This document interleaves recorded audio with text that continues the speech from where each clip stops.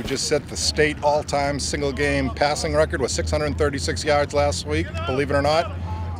E.J., how crazy was that game? It was tough to be in, down 26-0. We just tried to save one possession at a time. You got to get back into it. You can't get 26 points at once. So it was fun. Getting into it and taking the lead was awesome, but with the outcome, not as fun. How much have people been talking about it? Media, classmates, neighbors, this, that, and the other?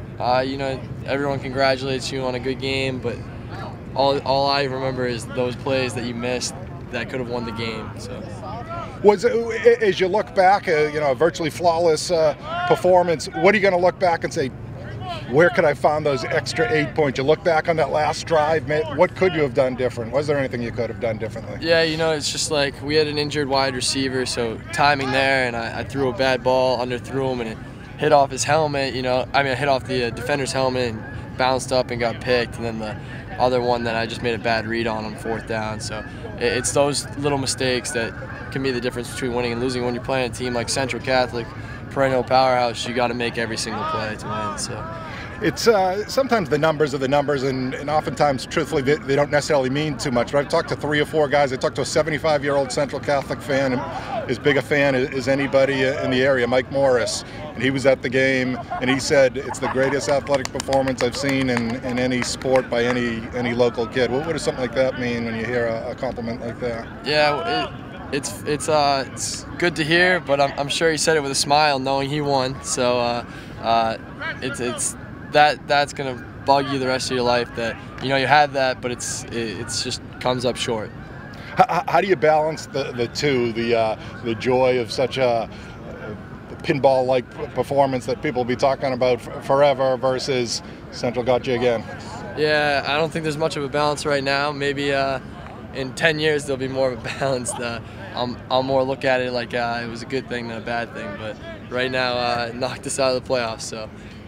What was this by far? Was this not only the best performance you've ever had, but by far the best performance you've ever had? Yeah, I think the second most I've ever thrown for is like 314 or something against BC High earlier in the year, and touchdown-wise, same.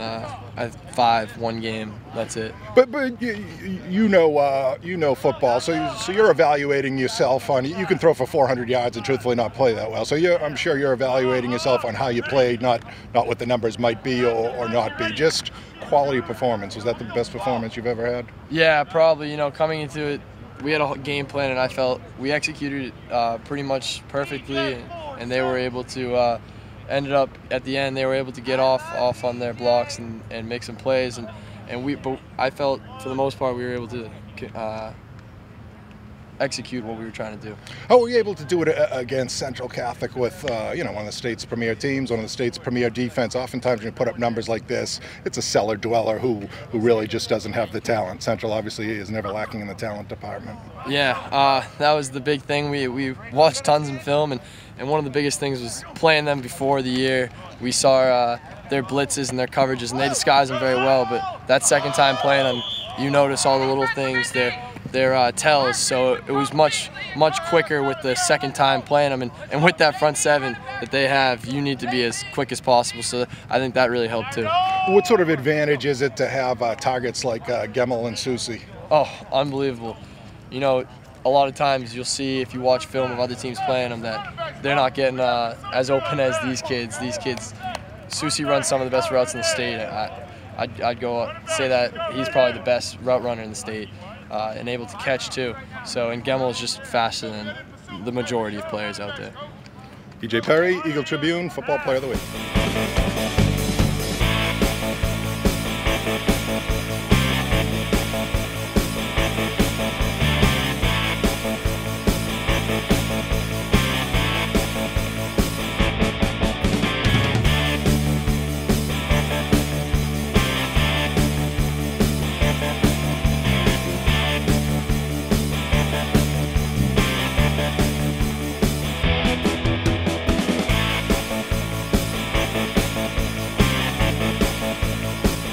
With Eagle-Tribune Defensive Player of the Week, Nick Janco. Nick, take us through one of the big plays in modern Central history. You made the big sack to finally cool off E.J. Perry and clinch the North semifinal win last week. Yep, so it was a blitz up the middle. The nose guarded me, exchanged A-gaps, and I just ran through and ended the game. And are you seeing, oh my goodness, I got him, or what's going through your mind as you're getting into the backfield? I was just in awe, like that was the game. No, he's a pretty mobile kid. In addition to throwing for a state record 636 yards, he can move a little bit as a hoop star. Any concerns he might be able to slip and slide and then throw that winning TD as they're deep on a potential game-tying drive? Oh, definitely. I was telling the tackles make sure they contain, make sure he doesn't get out of the pocket. It seems like, Nick, you like the big games. I was looking at the previous meeting with your North Finals opponent, Everett. You were all over the field. Coach Adamopoulos was raving about you. What's the deal with you in the big games? Well, I just think you got to step up to the big opportunities. And, the Andover game was sort of a strange one. It looked like you guys were almost toying with them. It was 26-0, and it was going to be a mismatch of all mismatches, and then they make the improbable comeback. How do you explain that as a defensive whiz? How did you let that happen? Well, they started to compete, and we kind of lost focus, but we came back in the end. What are your thoughts on Everett? Central has beat Everett, the state's premier program, for 20 years probably, the last 2 times, and you blanked them in the regular season, but they seem to be a different team. What are your thoughts the North Final game? Well, they definitely improved, and we got a big challenge ahead of us. Did you ever think they could knock off St. John's Prep? A lot of teams thought St. John's Prep was the best team in Massachusetts, and they knocked them off when they were probably 25-point underdogs. Yeah, we were all surprised. The 8 seed beating the 1st seed. What are your thoughts on Jordan McAfee, Everett's junior quarterback, who's already got a scholarship offer from Boston College? Had his ups and downs, but the talent is certainly there. Yeah, he's a good athlete. We just got to prepare well for him.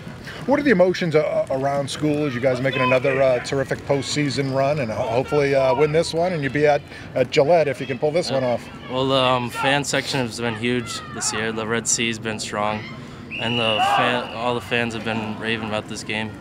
And are you a Methuen kid? Yep. Are you from a Central Catholic family, or how'd you end up at Central, Nick? My half-brother went here, my uncle went here, and my brother went here, so it's been in the family. Now, are they all athletes? Are any of them athletes?